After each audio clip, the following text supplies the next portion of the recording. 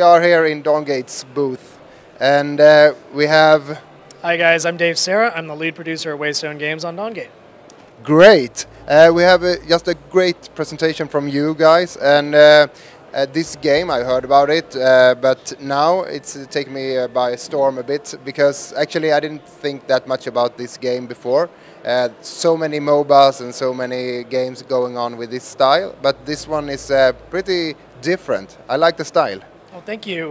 You know, this game is a labor of love for us. Waystone is a studio that we built specifically to make this game, to make Dawngate. We believe that MOBA is a genre and that it's not just one game over and over, and that's our goal and that's our dream, is to make a contribution to what we think is the coolest thing happening in games. Yeah, and you say you have the esport in mind when you make it. How do you work it out? How do you come up with ideas? How do you get the feedback? How do you work with esport?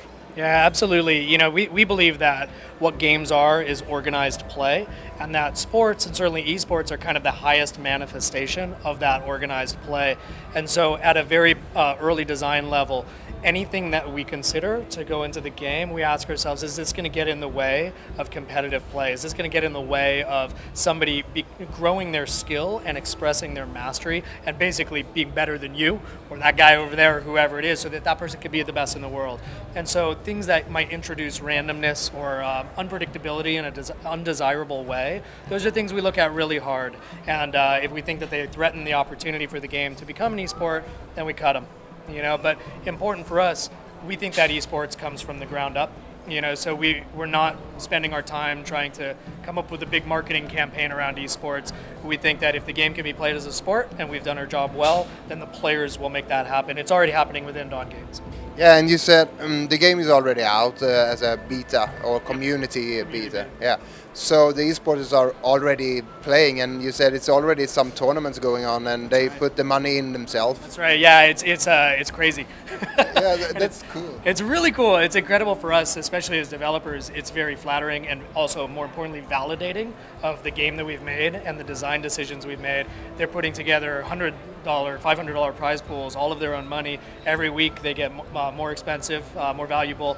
It seems like every month there's a new player-run tournament cropping up. And so we're watching and we're listening, and we talk to those guys. We talk to the guys who are running the tournaments, and they're all saying, you know, hey, give us a spectator mode, give us a casting mode. We need these features. And so because we're a live service and we're in beta and we're very close to our players, we say, okay, and we change our development priorities. So actually our casting mode is going to be coming very soon, and we think that's going to be a huge thing for our player base.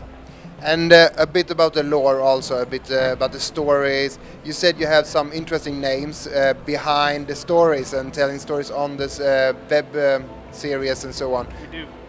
Yeah, you know, I mean, they're really, you know, kind of three, I think, primary guys. This is a team effort. There are a lot of people involved with this, but really one of the dreams of our creative director, and myself included, was to bring story to life. So Hunter Howe, who's really the game director, he's kind of conceived of this incredible universe for the Dawngate story to be set in. And Chris Latois is our lead writer. He wrote for BioWare for many, many years, worked on Mass Effect 1 and 2, and has actually been writing for online games for even longer than that, worked on Asheron's Call, a bunch of seminal games. And then the guy who's bringing this story to life visually is a guy named Nicholas Cole, done a lot of work for Disney, some brilliant work on his own. So we've kind of, like I said, there are other people involved, but we kind of got this powerhouse team that's bringing the Dawngate Chronicles to life. But we didn't just want to do a webcomic, which is what the Chronicles is. We actually wanted the players to get involved in it. And so every maybe 3-4 weeks or so, we're still figuring out the proper pacing. We start a vote, and every game of Dawngate that you play, you get to cast a vote on what's going to happen in the story. And so really the story of Dawngate, we start it and then we turn it over to the community, and the community says we're going to take it this way, and we just go where they go. It's a lot of fun. Cool.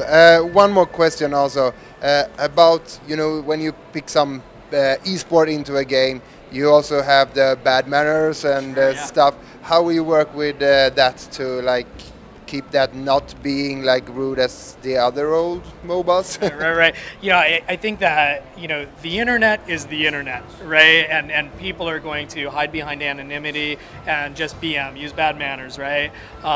But there are some things we can do at a design level. And so before we even get to esports and sportsmanship, one of the core design philosophies in Dawngate is to maintain depth but remove complexity. So at a design level, we're constantly saying, well, how can I help you not make a mistake but still keep the skill cap very high so that you can express your mastery and be competitive? Because a lot of toxicity in games, whether it's a MOBA or shooter, whatever it is, comes from your teammate doing something unexpected or maybe just bad. You know, and it's frustrating for you and it's ruining your game. So if we can take away the opportunities to make mistakes without dumbing the game down, that's a huge win for us. We also do things like our loot flow and our karma system. At the end of every game of Dawngate, you get a loot drop, right? And depending on how well you did in that game and what you did in that game, you might kind of ratchet up and get an ever more valuable prize.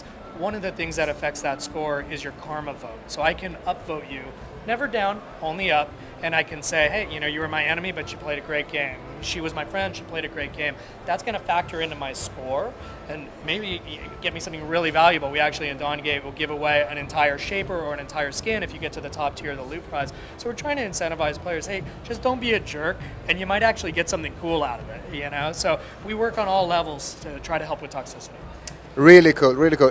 Thanks a lot for everything, and I hope the game will be golden. Cheers, man. Have a great Gamescom. Peace out. The same.